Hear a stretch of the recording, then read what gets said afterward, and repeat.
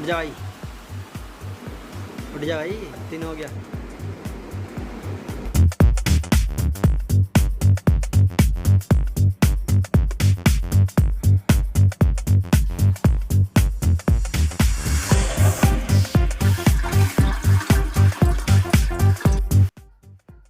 सो ये daily activities करने के बाद मेरा स्टार्ट होता था फर्स्ट स्टडी सेशन, जिसमें मुझे 8 से 12:30 बजे तक पढ़ना होता था। ये मेरा इफ़ेक्टिव टाइमिंग रहता है, जिस टाइम में मुझे सबसे ज़्यादा प्रोडक्टिव वर्क करना है।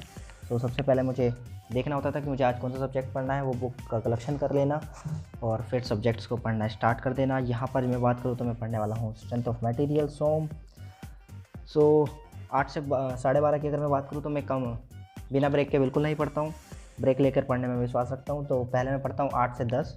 8 से 10 में भी मैं हर 50 मिनट में या 1 घंटे में 10 मिनट का ब्रेक लेके पढ़ता हूँ। और 10 बजे फिर मैं स्टार्ट करता हूँ कुछ खाना। 10 से 10:30 तक मैं कुछ चीज़ें खाना पसंद करता हूँ, जिससे बॉडी में एनर्जी बने रहे और मैं अच्छे से पढ़ सकूँ। फिर 10:30 से 12:30 तक ये दोबारा से पढ़ना स्टार्ट करना होता है।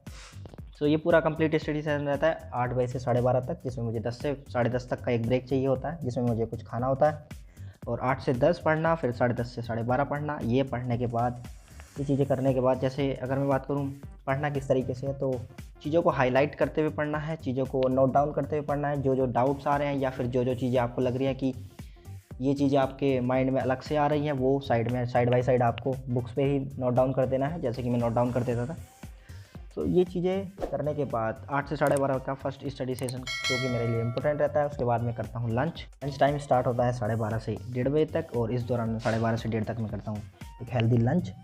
खाने का भी आपको ध्यान देना है, हमेशा हेल्दी फूड्स और हेल्दी खाने पर ही आपको ध्यान रखना है। और उसके बाद 1:30 बजे से 3 बजे तक का मेरा रहता है रेस्ट, जिसमें मुझे पावर नैप लेना या फिर मोबाइल चलाना, या चीज़ें जो भी हाईलाइटेड चीज़ें रहती थी, sarkarresult.com वेबसाइट चेक करना, कोई न्यू फॉर्म आया नहीं आया है इंजीनियरिंग से रिलेटेड। सो ये सारी चीज़ें मैं करता हूँ 1:30 बजे से 3 बजे तक। और यहाँ पर पावर नैप लेने के बाद, मोबाइल चलाने के बाद 3 बजे से मेरा स्टार्ट होता है सेकंड स्टडी सेशन, जिसमें मुझे पढ़ना होता था मैथमेटिक्स या फिर रीजनिंग। जैसे मैं रेलवे के और SSC JEE के लिए दोनों के लिए साथ में तैयारी कर रहा था, तो अल्टरनेटिवली डे में, जैसे कि SSC JEE का एग्ज़ाम लेट होने वाला था, तो उस टाइम में मैथमेटिक्स और रीजनिंग जो कि रेलवेज़ में दोनों आने वाले थे, तो वो साइमल्टेनियसली इसी 2 घंटे में पढ़ता था। और कोई टॉपिक अगर मुझसे नहीं हो रहा है तो उसे मैं यूट्यूब पर सर्च करके उसका वीडियो देख लिया, फिर वो टॉपिक्स का कॉन्सेप्ट्स बुक से देख लिया, और उसके बाद पढ़ना स्टार्ट कर देता था। प्रीवियस ईयर के क्वेश्चंस लगाना, प्रैक्टिस क्वेश्चंस लगाना, ये सारी चीज़ें मेरी रहती थी 3 से 5 तक मैथमेटिक्स और रीजनिंग का सेशन। उसके बाद अगर मैं बात करूँ ये 3 से 5 तक पढ़ने के बाद, मैं फिर स्टार्ट करता था खेलना।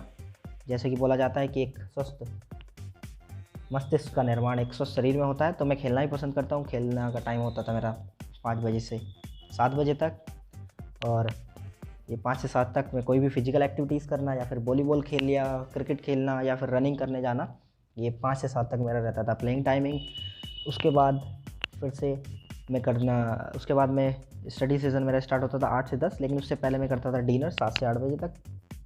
7 से 8 तक डिनर करने के बाद 8 बजे से मेरा स्टार्ट होता था GS का सेशन, जो कि बहुत ही इंपॉर्टेंट रोल प्ले करता है आपके सिलेक्शन में। सो GS को आपको बिल्कुल भी स्किप नहीं करना है किसी भी एग्ज़ाम को देने में। जिसमें भी GS आती है वहाँ आपको GS का अच्छे से तैयारी करनी है।